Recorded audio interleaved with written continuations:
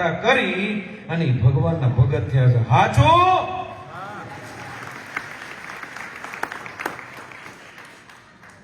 આ વાત સાચી હતી એટલે તમે બધા આ બધા સંતો થયા છે ને એક સાધુ ના કારણે.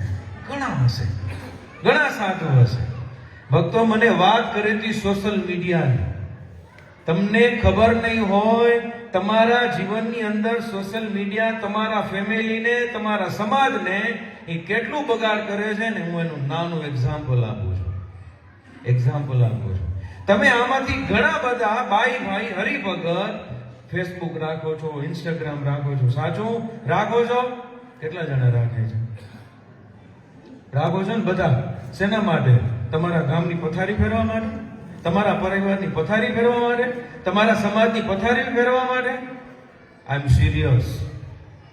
હું અહીંયા સિરિયસ થઈને આવ્યો છું. મને એ વાત કરવા માટે શોખ નથી. સાચું કહું છું ભક્ત, દિલગીર થઈને વાત કરું છું. તમને કદાચ જાણીને આશ્ચર્ય થશે, તમારા દીકરા દીકરી, તમારા બૈરીના બર્થડે આવે ને ત્યારે એકલી વ્યક્તિના ફોટા તમે તમારા સ્ટેટસમાં ચડાવો છો, પાછા તમે નીચે લખો છો મારી વાઈફ કે મારી અર્ધાંગની. તો કોઈ લખતું જ નહીં હોય, પણ એમ તમે લખીને મોકલો છો કે આજે એનો હેપી બર્થડે છે. લખો છો કે નહીં? મૂકો છો કે નહીં? કરો છો આ કામ? બોલો તો ખરા. કરો છો? આમાંથી ઘણા બધા ભાઈ હશે પોતાની બહેનનો, પોતાની દીકરીનો બર્થડે આવે ને ત્યારે હેપી બર્થડે કરીને ઇન્સ્ટામાં કે પછી સોશિયલ મીડિયામાં શેર કરે છે. આનું નુકસાન કેટલું તમને ખબર હે? નહીં ખબર હોય.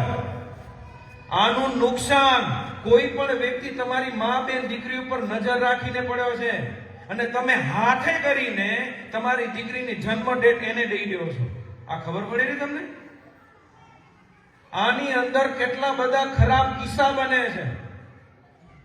ઈ છોકરો તમારા મા બેન દીકરીની બર્થડે કોઈ પણ હાથ જોનારા માણસો હોય ને, આજે દુનિયામાં કંઈક પડ્યા છે ભાઈ, કંઈક પડ્યા છે. એને ઈ ખાલી જન્મ ડેટ દઈ દેશે ને તમારી દીકરીની આખી બર્થડે દઈ દેશે.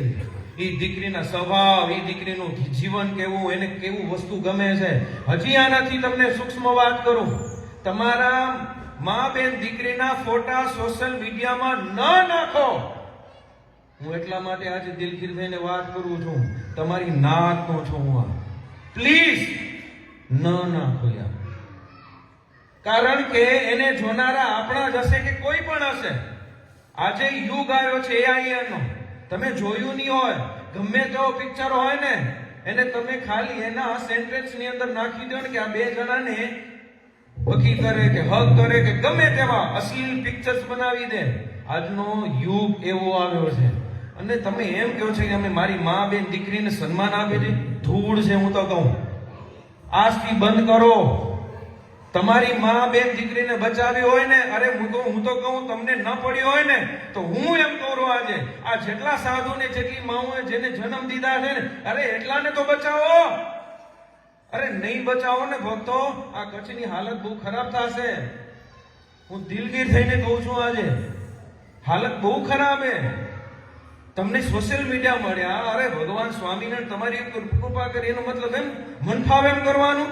આજે એ મા બેન દીકરી હું તો કહું પ્રતિજ્ઞા કરે, અમારો બર્થડે આવે, અમારો કોઈ પણ ફંક્શન આવે ને અમે સેલિબ્રેટ નહીં કર્યો હશે ને ભગવાન સ્વામિનારાયણ પાસે જઈને કરી લેશું. દુનિયાને શું કામ જાગરા કરાવો છો? તમે અમારે રાજી છો? અરે શું વાત! તમે આ હાલત કેવી કરી નાખી આ સંપ્રદાયની? તમને હજી ખબર નથી કેટલી હાલત ખરાબ છે. એમ હજી વાત કરું કે ના કરું? તમારા ફેમિલીના ગ્રુપ બનાવો છો તમે. અતિ ટીપમાં જાઉં છું, રાજી રહેજો. આજે જો સંપ્રદાયને અમને હજી સાધુ ખબેરા આ સાંખ્યું કે 400-450 છે ને અને હજી એવી મુક્ત બાયુ ખપેરી એને કોણ જન્મ દેશે? કોણ દેશે? આ તમારા છે તાકાત છે તો એના માટે નિયમ ધર્મ પાડવા પડશે તમારા પરિવારમાંથી. હું તો કહું ભગવાન સ્વામિનારાયણને પ્રાર્થના કરું, નરનારાયણને પ્રાર્થના કરું, આમાંથી મા બેન દીકરીઓ તો કોઈ કેવા બોલી નહીં હોગે, પણ હકીકત તમને કહું, તમારા સોશિયલ ગ્રુપ બનાવો છો તમે તમારા ફેમિલીના, પછી તમારી બેનના એ કોઈ પણ તમારી મા બેન દીકરીના નંબર એ ફ્રેન્ડ સર્કલ તરીકે એ ગમે ત્યાં પહોંચી જાય છે ને એને અંદરથી જ ટોચરિંગ કરીને અરે કેવી કેવી વાતો થાય છે. તમારી મા બેન દીકરી તમને કઈ નથી શકતી. આ એવી વાતો છે અહીંયા. એટલા માટે સ્ટોપ કરજો ભક્તો. હું સાચું કહું છું. આ તમને ગમશે નહીં ને અમને અહીંયાથી બોલવું પણ નથી ગમતું. આજે પૂજ્ય આ રામકૃષ્ણ સ્વામી કેટલી અદ્ભુત વાત કરી. રોજ આવી વાત થવી છે. મને તો એવું ગમેલું યાર. રોજ આવી વાત થવી છે. આ પ્રેમનો સત્સંગ છે. અહીંયા ઉપદેશનો નથી.